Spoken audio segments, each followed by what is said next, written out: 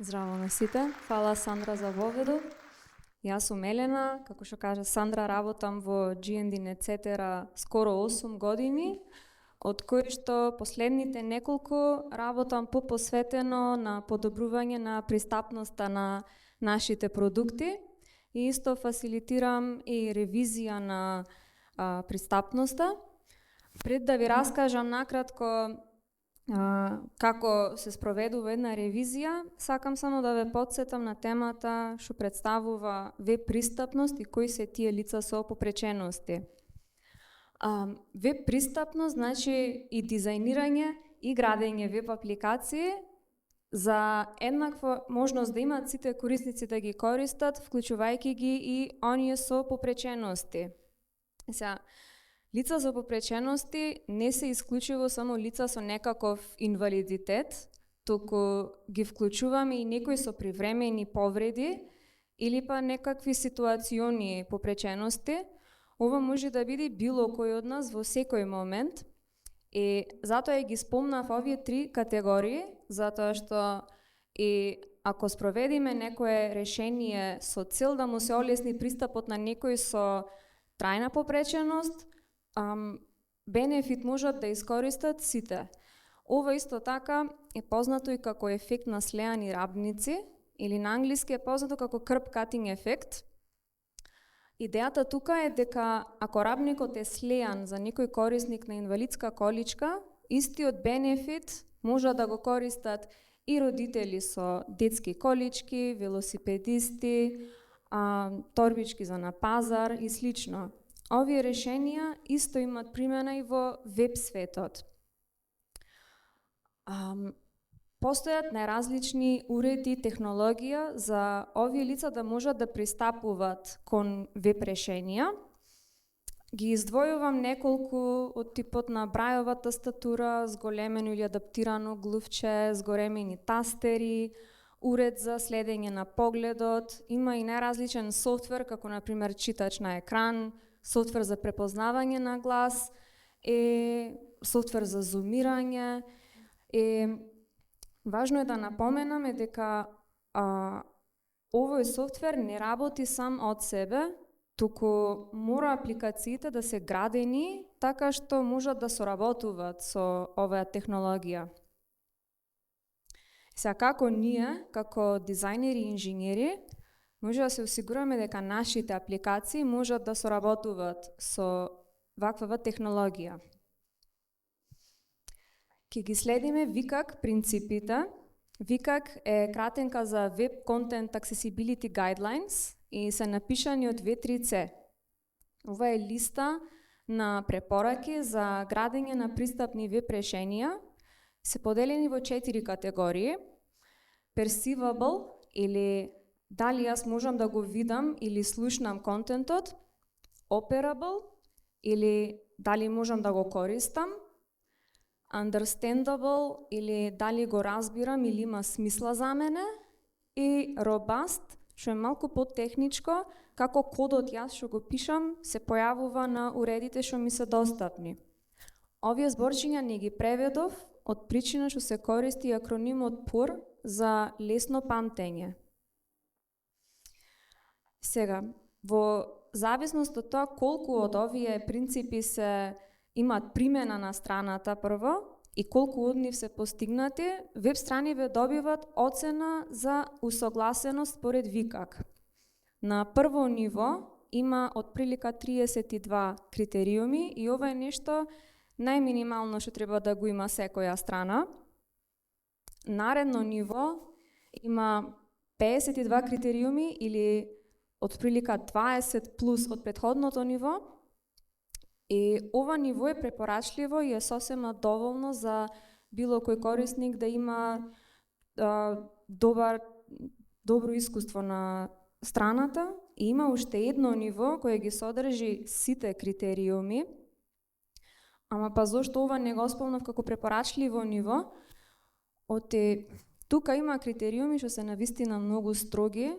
Ќе ви дам само еден пример. Контрастот, за пример, боја на текст и позадина е толку висок, што целта е да се овозможи полесно читање, ама па то некогаш представува проблем за користење на бренд бои. Второво ниво, што го спомнав како препорачливо, стварно сосема доволно и дури се спомнува во закони и регулативи. Сега на моабетот за закони и регулативи истото го спомна и Сандра, како причина зошто треба апликациите да ни се пристапни, освен од очигледниот морален и етички аспект и потенцијалот за финансиски бенефит, што се остварува со тоа што не дискриминираме ни една група, ги вклучуваме сите корисници еднакво, постојат и закони и регулативи на темата веб пристапност. Сега, голем дел од нив се однесуваат на намерно и свесно дискриминирање или па се само за јавниот сектор, ама па овој законот од Европската Унија, European Accessibility Act, е многу построг и ги опфаќа апликациите и во приватен и во јавен сектор и ги штити сите граѓани на Европска Унија што имаат пристап до јавно достапни апликации. Овој закон стапува во сила оваа година, крајот на јуни. Јуни е за 3 месеци и е многу блиску, особено за апликации што се изработувале со години уназад, а не се зела пристапноста во предвид. Прво нешто, за овие апликации треба да се спроведи ревизија на пристапноста за да се види реалната слика за состојбата. Ревизија е систематско тестирање на пристапноста на елементите и ова се дел од чекорите што ги превземавме ние да се осигураме дека ќе бидеме спремни во најмала рака барем за законот. Како прв чекор дефинираме опсег на тестирање. Ова е потребно пошто можда за некои помали апликации, например нашата UXplore страната, се доволно мали и е изводливо да се истестира секој екран и секоја функционалност, ама па за некои огромни апликации не е изводливо, само од причина што би земело толку многу време и пари, ама тоа се најчесто едни исти компоненти што се повторват, така да тука ги бираме оние најпосетените екрани или па екраниве што ги содржат тие клучните функционалности на апликацијата. Па одредуваме ниво на усогласеност. Ние тука најчесто го бираме второто дупло А ниво. И треба свесно да го прифатиме фактот дека ревизија и адресирање на пристапноста ќе биде долг и скап процес и да сме спремни однапред. Веќе во фазата на тестирање почнуваме најчесто со автоматизирани и полуавтоматизирани алатки. Јас го користам Wave. Wave е екстензија на браузер и многу брзо враќа детален извештај со неколку основни викак принципи, од типот на дали има празен текст, дали е контрастот задоволен, дали е испочитувана хиерархијата на елементите и слично. Ама важно е да се напомени дека ваквите алатки не можат да бидат единствениот метод на тестирање, ја скенира страната таква каква што е, значи не отвора диалози, поповери, такви работи, и се останато мора да се помени со мануелно тестирање. Под мануелно тестирање подразбирам да се зумира страната и текстот, па да се види дали е се на место, дали сите елементи се уште достапни, целосна навигација само со тастатура, без глувче, и навигирање со читач на екран. И за крај, генерираме документација од ревизијата. Целта на овој документ е на крајот имаме подобра слика за реалноста на состојбата, па ни служи за приоритизирање и естимирање на понатамошни задачи и на крајот е и основа за носење на одлуки. Не сакам да ми види целата презентација само предавање, имам спремено еден многу краток пример како би направиле ревизија на вистинска апликација што се градела со години. И одбрав оваа апликација за купување карти за воз. Многу е лична, ама па има неколку проблеми со пристапноста. Како би пристапила јас, ако би зела сега да извршам ревизија на ваква страна? Прво нешто, сакам извештај од Wave.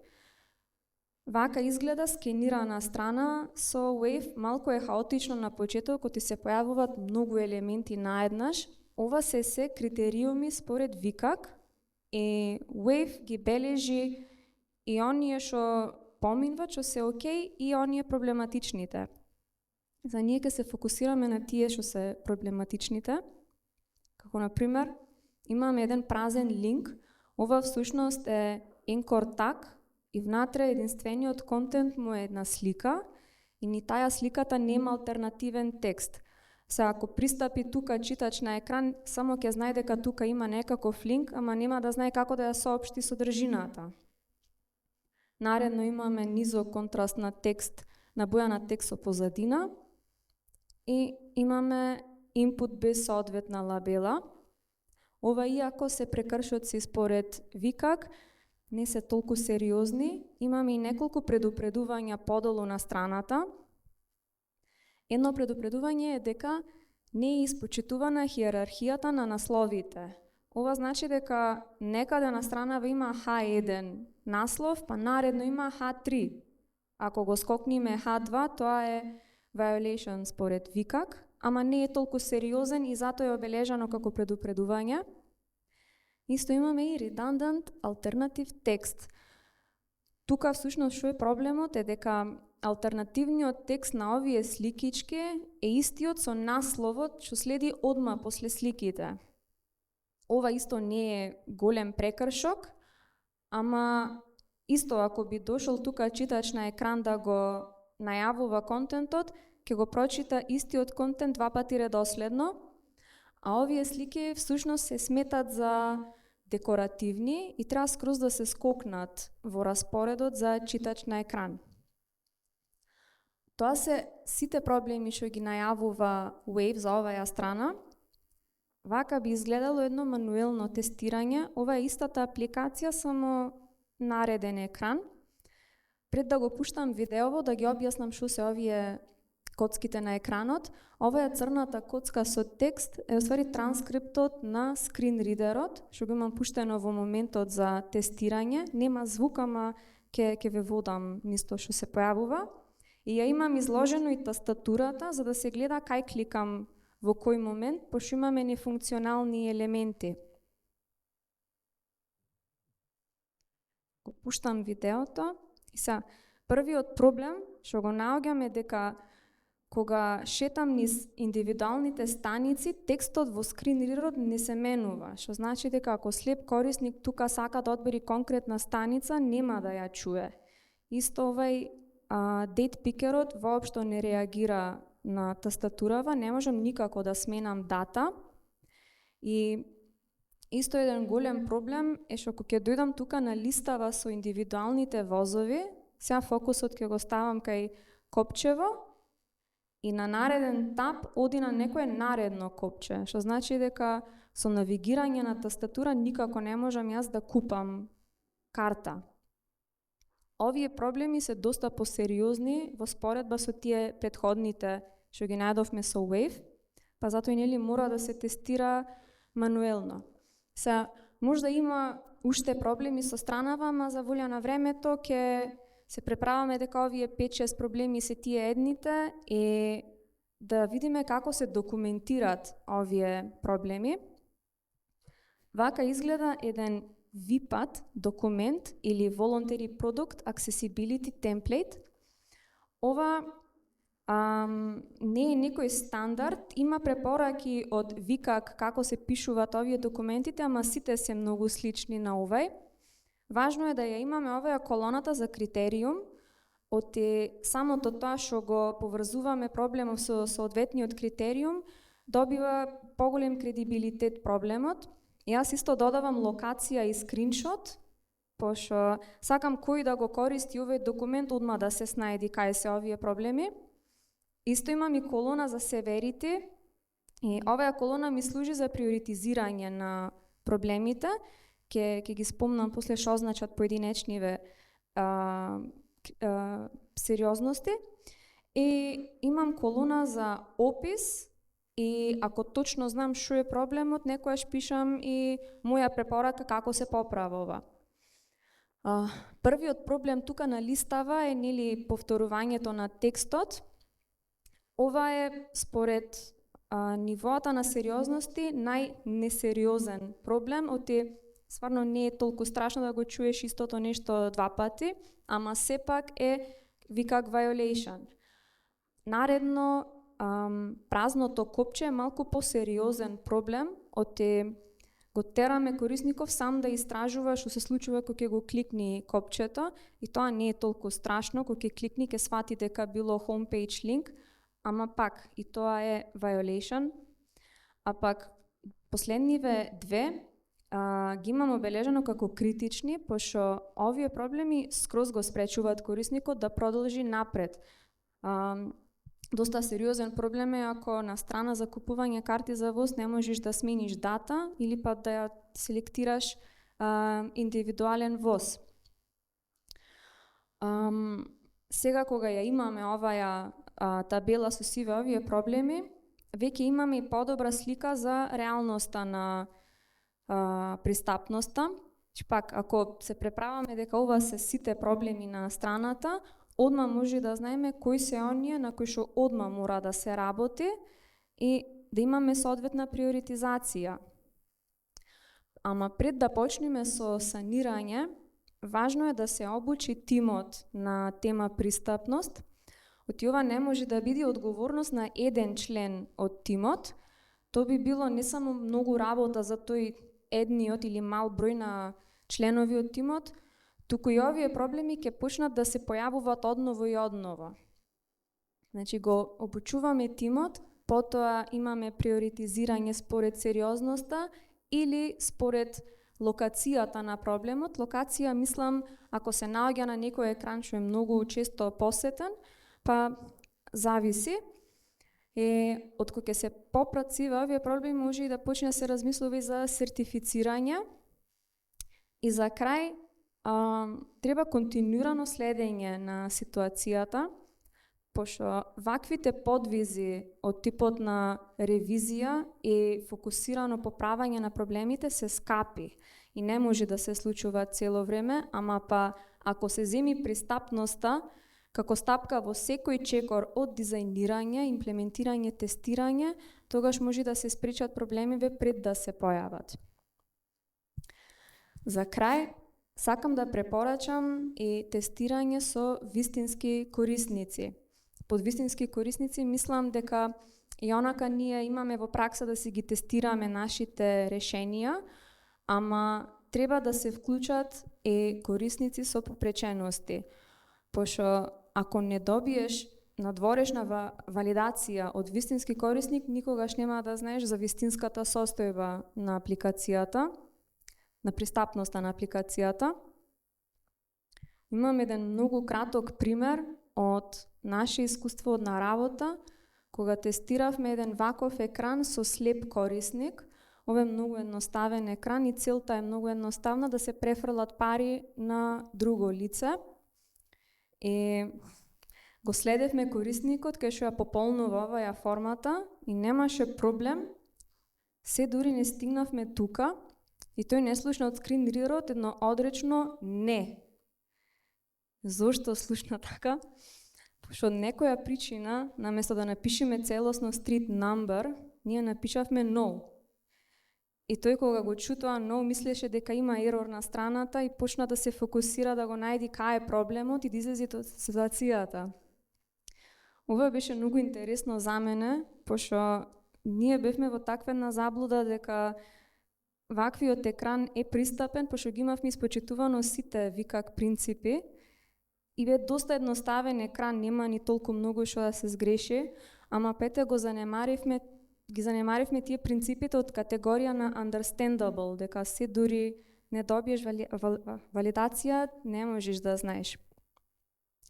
Затоа сакам и да препорачам дека не е ни толку битно да се испочитуваат законите или да се цели кон сертифицирање, пошто пак на крајот на денот е за вистински корисници. Толку од мене, ви благодарам.